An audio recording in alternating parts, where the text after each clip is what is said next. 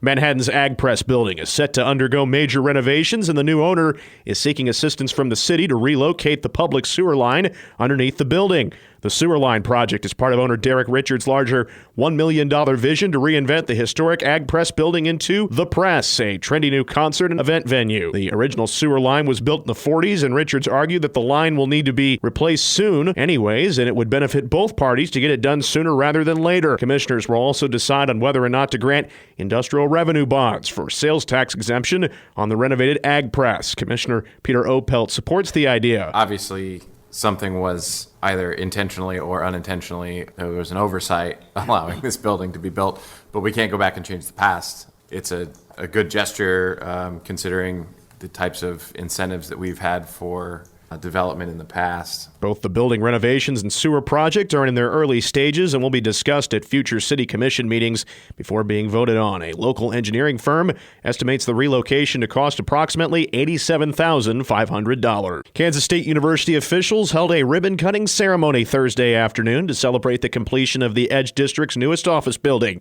Senior Vice President of the KSU Foundation, Greg Lawrence, detailed the importance of the newest addition. This 80,000 square foot building before us will bring a home for 250 plus new employees and increase the Edge's total space in office and lab and flex space to over 300,000 square feet.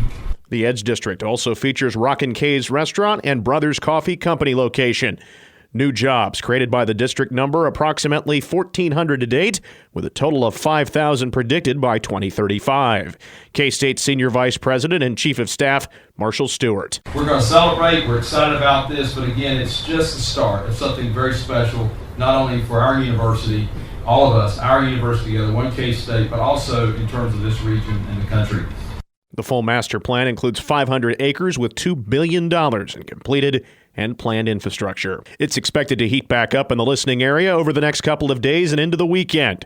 Temperatures are expected to touch the low to mid 90s over the weekend, with highs of 95 on Saturday and 92 on Sunday in Manhattan. The Little Apple could reach triple digits on Monday, although possible highs right now say 99 could be the high on both days. Kansas Messinate meteorologist Chip Redmond says this is around the time of year the Little Apple sees triple-digit temperatures. We'll see temperatures definitely approaching 100 degrees. When we look at just how warm we got last week, we only hit 99 degrees. We didn't hit the century mark yet. And for 100-degree days, we typically start to see an increase here late June into July. Wamego will see 94 as its high tomorrow, while Fort Riley is expected to get to 100 as its high on Monday. Triple digits could be expected across the region as well next Tuesday. There is also a possibility for storms this weekend across the listening area. There is a 40% chance of showers and thunderstorms overnight on Saturday for Manhattan. Chip Redmond joins the K-Man Morning Show every Thursday at 7:35. The Kansas Board of Regents met on Thursday and unanimously voted to raise tuition and fees to an average of 3.9% for full-time public universities in the state, requesting revenue enhancements from that source. K-State saw a 2.5% tuition increase for resident students, which is what was requested by the university and the president, Richard Linton.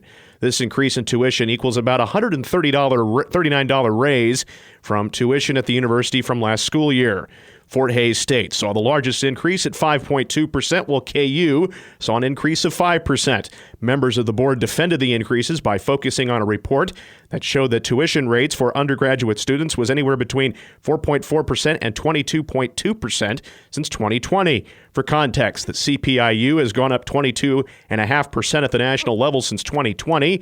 The National Education Price Index grew by 15.7% over those years.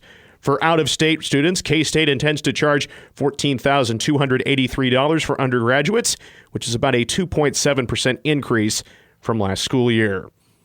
With Caterpillar leaving Wamego in the middle part of next year, the Manhattan Area Chamber of Commerce is looking to provide assistance to the city of Wamego and Pottawatomie County Eco Devo following the announcement.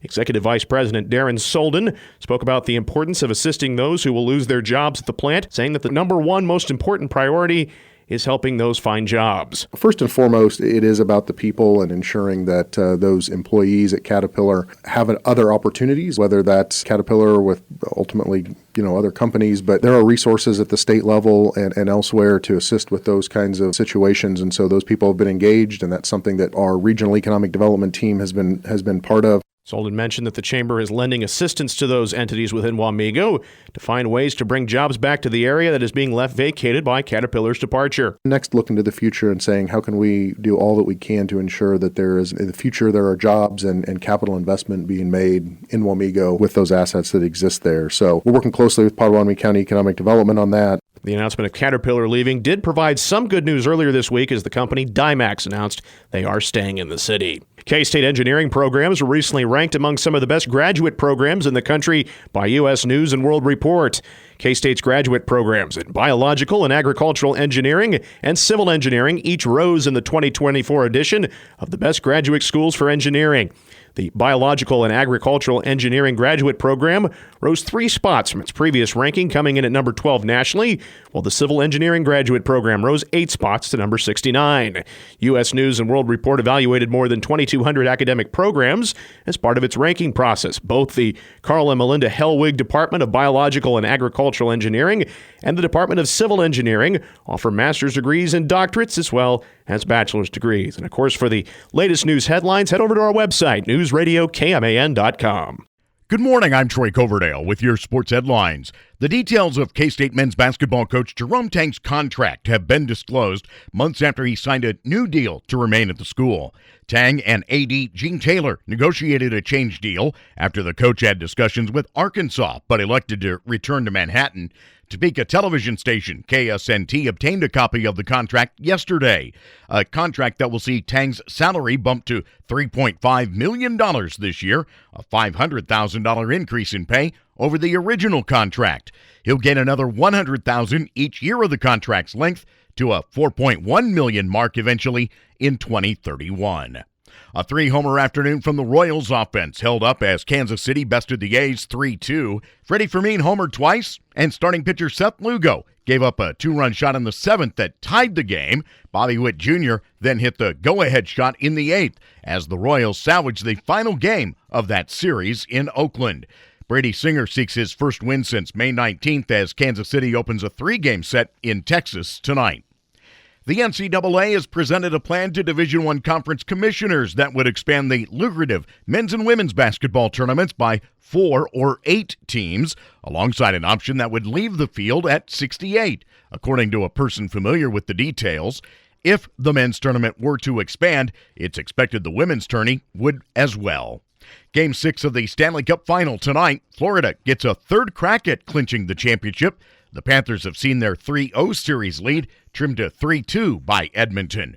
Game 7 would be in Florida Monday if the Oilers even the set this evening. Have a great day. I'm Troy Coverdale.